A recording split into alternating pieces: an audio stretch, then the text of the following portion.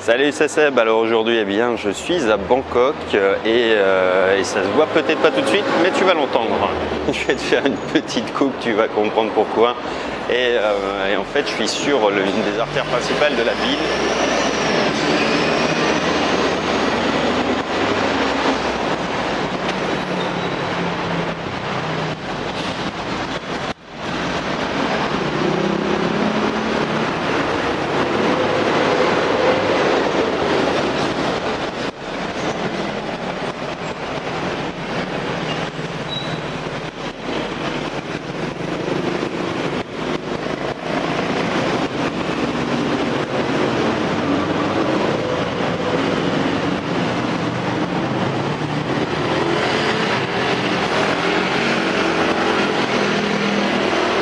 Voilà Sukhumvit qui était donc la grosse artère avec une 2x3 voies plus le BTS. Le BTS c'est le métro aérien et évidemment c'est très bruyant quand on est dessus.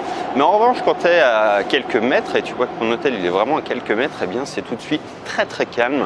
Et c'est un petit coin qui est absolument génial parce qu'on est coupé effectivement du bruit, de la circulation. Et puis surtout, on a une piscine et un jardin qui est assez sympa. Pour venir travailler, c'est plutôt cool. Bref, c'était pas tant ça l'enjeu de cette vidéo, qui était de te parler de Bangkok pour s'y installer, pour y vivre tout simplement. Puisque c'est une ville qui est vraiment extraordinaire. Alors moi, je suis pas un grand fanatique parce que ça bouge tout le temps, c'est trop. J'avais le même problème à Paris, à vrai dire. Et c'est vrai que j'aime bien y rester maximum une dizaine de jours. Après, c'est une ville qui m'épuise, je trouve ça un peu tentaculaire, mais en revanche c'est une vie qui est extraordinaire ici d'un point de vue de tout ce qu'on peut trouver en vie nocturne, en magasin. Si tu es un fan de shopping ici, il y a ce qu'il faut, et les centres commerciaux ça ressemble à des épiceries chez nous à côté de ce qu'il y a ici. Si tu tapes sur internet tu verras Siam Paragon par exemple, des choses qui sont vraiment totalement délirantes en matière de surface et de ce que tu peux trouver. Mais bref, tout ça pour dire qu'en fait, eh bien, il y a plein de gens qui s'installent régulièrement à Bangkok parce que c'est une ville qui offre plein d'avantages. D'une part parce qu'on est en Asie et que c'est une ville qui compte un peu plus de 10 millions d'habitants maintenant, je crois au total, si ma mémoire est bonne. Et surtout, c'est quelque chose qui est vraiment tentaculaire comme ville, qui est très bien équipée en transport en commun. Tu as des taxis, tu as des motodrops, c'est-à-dire des chauffeurs de moto qui vont te déposer un petit peu partout. Tu as beaucoup de métro et puis un métro aérien aussi, tu as 2 aéroports. Enfin, c'est quelque chose qui est vraiment une grosse plaque tournante pour l'Asie et avec ça tu peux partir un petit peu partout et arriver de partout aussi. Donc ça en fait un point d'entrée qui est sympathique pour l'Asie puisque tu as des directs de Paris, de Toulouse à Bangkok, je crois, si ma mémoire est bonne, de Lyon aussi. Donc tu peux vraiment facilement arriver à voyager, à y arriver, puis surtout en partir régulièrement. D'un autre côté, Bangkok c'est aussi une capitale avec beaucoup d'activités. Il y a énormément d'expatriés qui sont installés dans différents secteurs d'activité. Et puis tu vas trouver vraiment tout ce qu'on trouve en Occident et même beaucoup plus que ça. Et puis, eh bien, c'est une ville qui n'est pas si chère que ça. On a l'habitude, tu sais, si tu habites peut-être dans une ville d'une grande taille en France comme Paris, Lyon, Marseille ou Bordeaux, d'avoir des loyers qui sont assez chers. Et ici, finalement, Bangkok est plutôt quasiment moins cher que les autres petites villes qu'on peut trouver, ou du moins à loyer équivalent, tu vas avoir quelque chose qui est beaucoup plus sympa.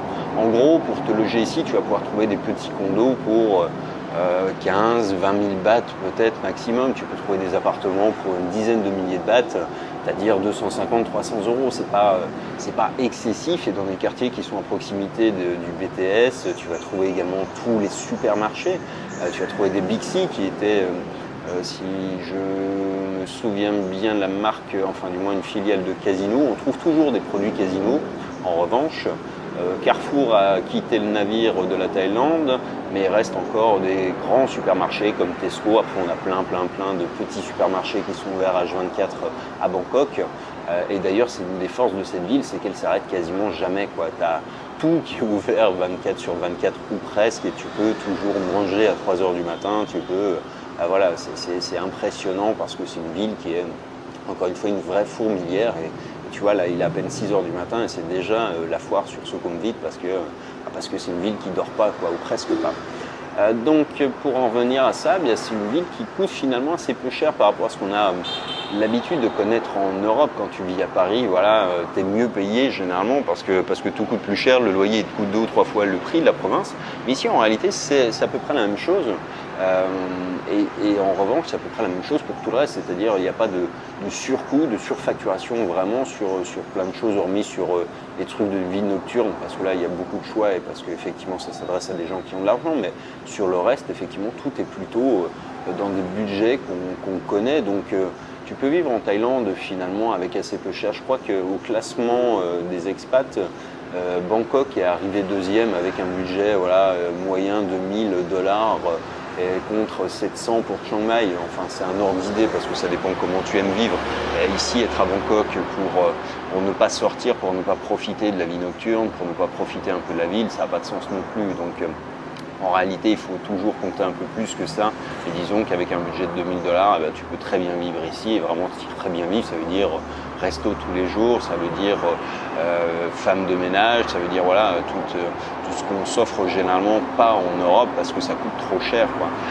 Ici, c'est une norme et c'est vrai que d'une manière générale, à Bangkok, tu as une vraie culture aussi de la street food, c'est-à-dire que les gens ne cuisinent qu'assez peu finalement et donc ils achètent ce qu'ils consomment, ils le mangent généralement sur place dans la rue directement, c'est-à-dire que le soir, bien sur les trottoirs, tu as plein de petites échoppes éphémères qui se montent et puis ça disparaît à l'horizon de 23h, minuit et puis ça repart le lendemain à la même heure.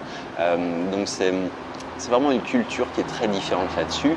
Et encore une fois, il y a plein de choses qui sont intéressantes. Ici, tu as de grands parcs dans la ville qui sont des véritables poumons d'air frais. Tu as des quartiers qui sont le quartier chinois de Chinatown. Tu as des endroits dans la ville qui sont totalement divers et variés. Ici, là où je suis, c'est plutôt un quartier qui est moderne avec beaucoup de condos, beaucoup de résidences avec des piscines. Là, c'est un hôtel, mais c'est un endroit qui est central en fait dans Bangkok et puis qui permet d'être près des centres commerciaux, de MBK, de choses comme ça et qui te permettent d'en profiter quand tu passes 2-3 jours ici, quoi.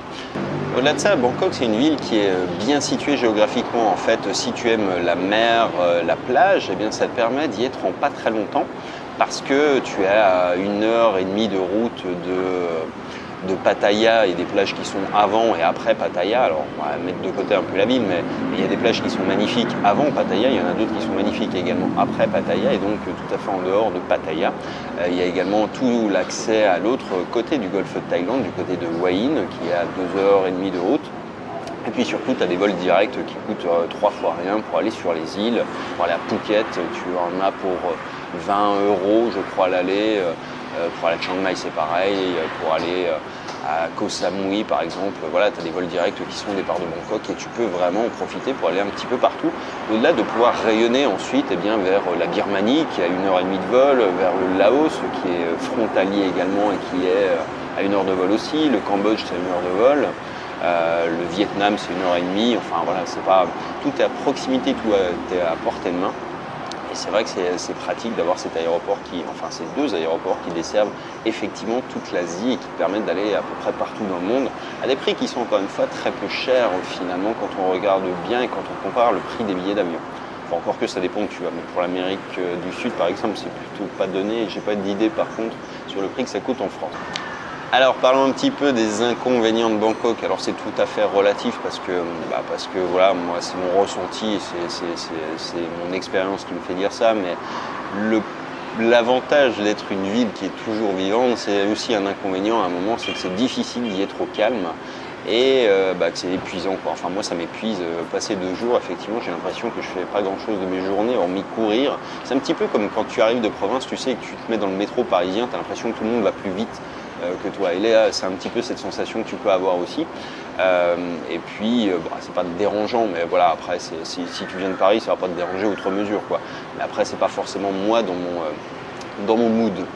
Un inconvénient également, c'est le climat. Alors c'est un avantage effectivement sur le papier, mais la plupart du temps, Bangkok, c'est une ville qui a un taux d'hydrométrie qui est très élevé, ce qui fait qu'il fait chaud et humide, et tu as vraiment l'impression d'être tout le temps trempé, quoi. Et c'est assez insupportable de se trimballer sans avoir la climatisation chez toi, par exemple, qui tourne, ou les centres commerciaux, le BTS sont climatisés évidemment, ils sont à 16-18 degrés, enfin tu vas pas avoir chaud dedans, c'est sûr.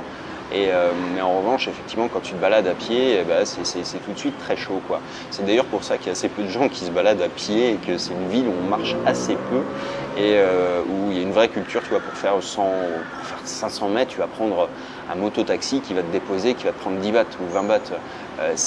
Parce que c'est pas fait partout pour marcher, c'est pas une ville où tu te balades forcément de la même manière qu'on a tendance à le faire en Europe. L'autre inconvénient, c'est qu'il y a assez peu de vie culturelle. Alors ça, j'y reviens de temps en temps, mais c'est un problème, mais c'est un des points communs avec plein de pays en Asie, c'est que c'est une ville qui est récente, en fait, Bangkok, qui s'est développée très très vite et qui n'a pas une base historique qui est très forte, c'est-à-dire hormis le palais royal, hormis quelques temples, hormis quelques grands bâtiments, tu n'as pas comme à Paris des rues dans lesquelles tu peux flâner et voir une architecture qui remonte à plusieurs siècles. Non, ici, la plupart des choses sont récentes et là, ça te donne quelque chose, effectivement, qui est ultra moderne, mais qui manque parfois un petit peu d'âme, quoi. Et c'est vrai que c'est parfois un peu troublant et c'est la même chose pour la vie culturelle. Tu as des choses, mais tu en as beaucoup moins qu'en Europe aussi. Voilà un petit peu pour mon ressenti sur Bangkok et puis ce qu'il faut savoir, c'est que moi j'aime bien venir ici, mais j'y viens parce que c'est pas loin de Phnom Penh, parce que ça me permet ensuite de partir sur d'autres parties de la Thaïlande. Donc j'y viens de passage régulièrement. Je m'arrête assez peu ici, 2 jours maxi, et ensuite je redécolle. Donc j'en profite pour venir faire du shopping parce que là effectivement c'est quelque chose qu'on n'a pas au Cambodge et c'est quelque chose que tu ne peux pas trouver en équivalent en Europe aussi facilement que ça.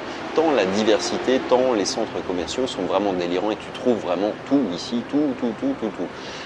Donc c'est vraiment une ville à part, encore une fois. Il y a plein de gens, en fait, je crois que Bangkok, c'est soit tu aimes, soit tu adores, soit tu détestes. Il y a presque pas d'intermédiaire.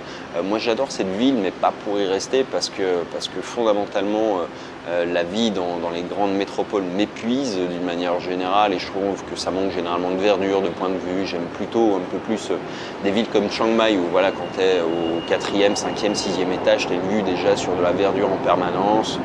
Tu as l'impression d'être un peu plus en harmonie avec la nature. Ici, c'est quelque chose que j'aime bien, mais que j'ai du mal à supporter dans le temps. Après, chacun ses goûts, effectivement. Moi, je ne suis pas né dans une grande ville, c'est sans doute aussi pour ça que j'ai un peu plus de difficultés avec ça. Mais j'adore y venir, mais sur des courtes durées, quoi. Bref, si ça t'intéresse, n'hésite pas à regarder quelques photos sur internet, il y a plein de reportages sur Bangkok et il ne faut pas croire ce qu'on dit non plus toujours dans certaines émissions au titre racoleur. C'est une grande ville, qui est sûre. Il y a des quartiers comme partout, en France aussi, tu as des quartiers qui ne sont pas sûrs, à Bangkok tu en as aussi, tu as des gens qui ont des problèmes, comme en France, tu auras des vols, tu as des choses comme ça évidemment, mais tu es beaucoup plus en sécurité qu'en Europe en réalité malgré tout ici parce que c'est comme ça, il y a moins de violence, il y a moins de vols, c'est moins dans la culture, mais malgré tout, effectivement, tu ne peux pas dire que c'est un système parfait, ça n'existe pas. Donc oui, il y a des problèmes comme partout dans le monde, il y en a moins malgré tout qu'ailleurs, mais à chaque fois, c'est sans doute cela dont on entendra parler, ce qui est toujours un peu le cas quand on n'est pas sur place. Bref, c'est une grande ville, encore une fois, une ville qui est très intéressante, et rien que pour je sais pas, avoir un peu d'ouverture d'esprit, c'est intéressant d'y venir parce que ça donne une dimension qui est différente à ce qu'on prend comme postulat de départ, de dire que voilà, en Asie c'est des pays pauvres, c'est des pays qui sont à peine développés, c'est des pays où on ne trouve pas grand chose. Bon, une fois que tu es passé par Bangkok, ça remet un peu en question ces croyances qui sont tout à fait biaisées. Bref, allez, je t'en dis pas plus et je te dis à bientôt dans la prochaine.